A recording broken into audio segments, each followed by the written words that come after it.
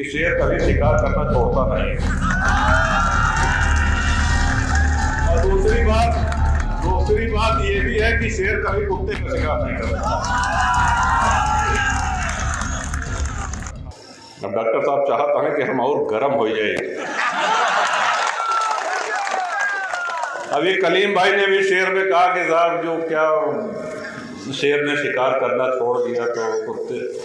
कलीम भाई बड़े आदर के साथ आपका एहतराम करते हुए ये कहना चाह रहे हैं कि शेर कभी शिकार करना छोड़ता नहीं है।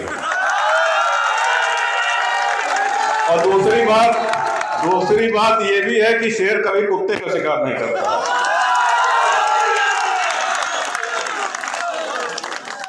अरे आप लोग देखें ना टीवी पे वो वाइल्ड लाइफ है, नेशनल ज्योग्राफिक है, डिस्कवरी चैनल है, ये सब तमाम चैनल वाइल्ड लाइफ वाले जो आवत थे तो मैं दिखावत रहा था कि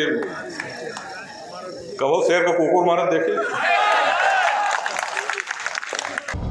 कुंडा विधानसभा से जुड़ी राजनीति में रघुराज प्रताप सिंह राजा भैया का दबदबा आज भी बरकरार है। उन्होंने लगातार चुनाव जीते हैं। उनकी लोकप्रियता का श्रेय उनके करिश्मा, जातीय समीकरण और मजबूत जन समर्थन को दिया जाता है। हालांकि 2022 के चुनाव में समाजवादी पार्टी के गुलशन यादव ने काफी ताकत दिखाई, जिससे उनके वोटों का अंतर कम हो गया। आगामी 2027 के चुनाव में दोनों के बीच कड़ी टक्कर देखने को मिल सकती है। साथ ही राजा भैया के दोनों बेटे भी राजनीति में सक्रिय हुए हैं, जो इस सीट पर प्रभाव डाल सकते हैं। स्थानीय गठबंधन और प्रत्याशियों के चयन के आधार पर चुनाव परिणाम प्रभावित हो सकता है। 1993 से 2022 तक राजा भैया का एक तरफा राज चला। वो निर्दलीय और अपनी पार्टी के टिकट पर लगातार 7 बार जीत चुके हैं। लेकिन 2024 के लोकसभा चुनाव में कहानी थोड़ी बदल गई। राजा भैया के प्रभाव से आसपास की राजनीति प्रभावित हुई, खासकर कौशाम्बी और प्रतापगढ़ क्षेत्र में। पहले समाजवादी पार्टी और मुलायम सिंह यादव के साथ सहयोगी रहे, लेकिन वे हमेशा निर्दलीय ही जीते थे। किसी भी पूरी कुंडा विधानसभा, पूरे बाबागंज विधानसभा के किसी भी व्यक्ति के मान सम्मान, स्वाभिमान पे बात आएगी तो उस लड़ाई को, उस युद्ध को आगे बढ़कर के लड़ने में हमेशा विश्वास किया है। और यही कारण है, देखिए चुनाव आता है तो लोग विकास की बात करते हैं। चुनाव आता है तो लोग विकास की बात करते हैं और लंबी चौड़ी बातें करते हैं। उसमें से आधे से ज़्यादा पूरी होती नहीं है, हो भी नहीं सकती। और इसीलिए हम कहते हैं कि इतने बड़े बोल, इतनी लंबी चौड़ी बातें मंच से हाँकना नहीं चाहिए। जो हो पाए वही, क्योंकि इससे आपकी विश्वसनीयता खत्म हो जाएगी। और यही कारण है कि 93 से हम जो करने लायक हैं उससे कम ही बोलते हैं। 1993 से 2022 तक कुंडा में उनका नाम ही छाया रहा। राजा भैया का करिश्मा हमेशा 1.5 लाख वोटों के अंतर से जीत दिलाने पर रहा है।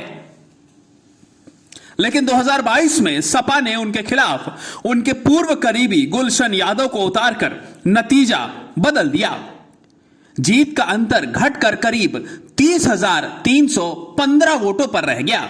राजा भैया ने 99,612 वोट, मतलब 50.58% वोटों से जीत दर्ज की थी, जबकि गुलशन यादव 69,297 वोट पाए हुए थे।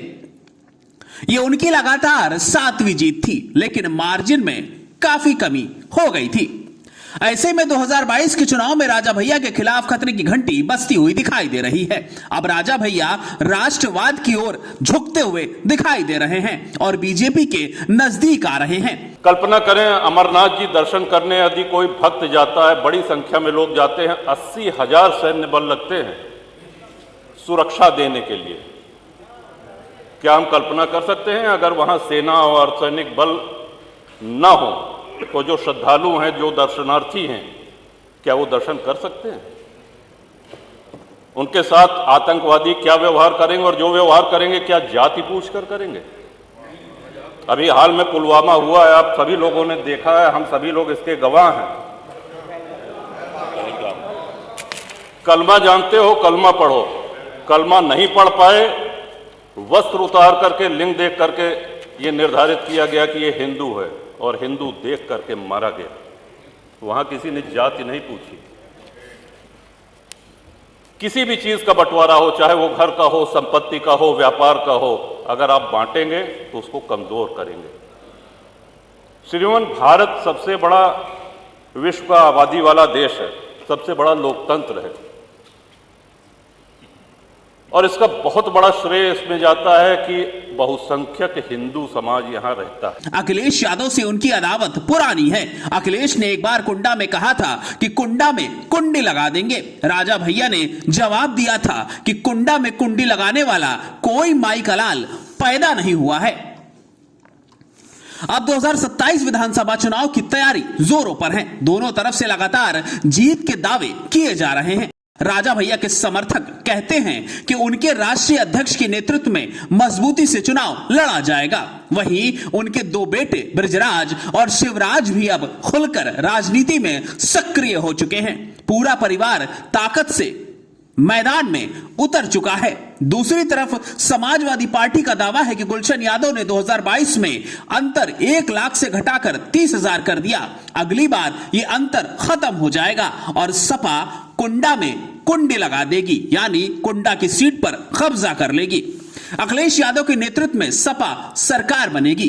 बहरहाल ये जुबानी जंग लगातार चल रही है, लेकिन 2027 के विधानसभा चुनाव के नतीजे काफी अहम माने जा रहे हैं, क्योंकि इसमें सबसे हॉट सीट प्रतापगढ़ की कुंडा सीट पर नतीजा क्या होगा यह समय बताएगा। लेकिन उसके लिए जद्दोजहद और लड़ाई अभी से शुरू हो चुकी है।